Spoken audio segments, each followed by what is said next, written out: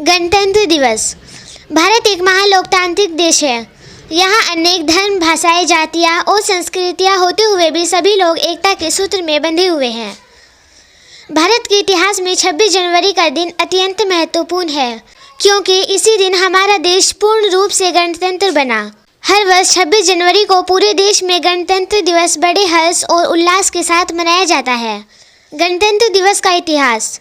भारत को 15 अगस्त 1947 को अंग्रेजों की गुलामी से स्वतंत्रता मिली, लेकिन उस समय देश के पास अपना कोई स्थायी संविधान नहीं था। कुछ समय तक भारत में अंग्रेजों द्वारा बनाए गए कानूनों के आधार पर शासन चलता रहा। इसके बाद देश को एक मजबूत और न्यायपूर्ण संविधान की आवश्यकता महसूस हुई। संविधान निर्माण के लिए संविधान सभा का गठन किया गया, जिसके अध्यक्ष डॉक्टर राजेंद्र प्रसाद थे। संविधान निर्माण समिति के अध्यक्ष डॉक्टर भीमराव अंबेडकर थे, जिन्हें भारतीय शिल्पकार कहा जाता है।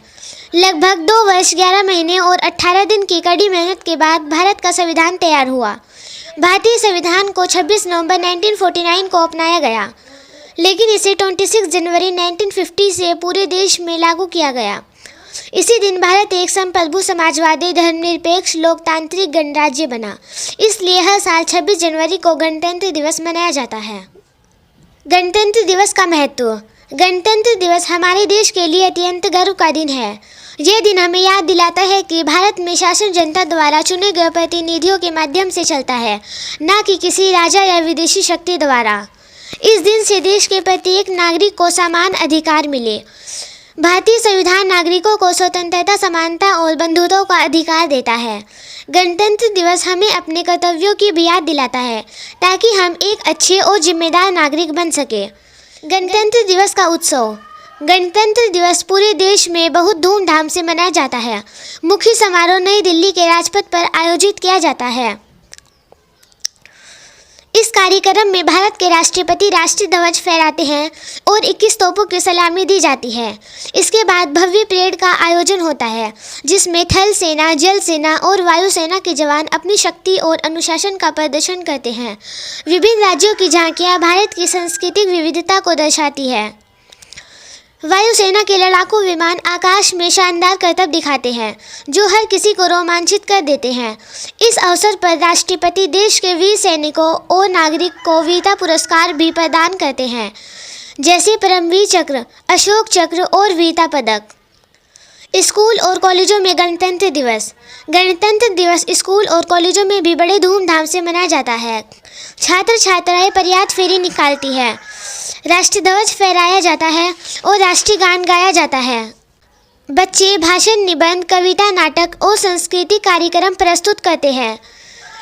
इस दिन बच्चों को देशभक्ति का महत्व समझाया जाता है और उन्हें एक अच्छा नागरिक बनने की प्रेरणा दी जाती है। गणतंत्र दिवस और हमारा कर्तव्य। गणतंत्र दिवस केवल उत्सव मनाने का दिन नहीं है, बल्कि आत्मचिंतन का भी दिन है।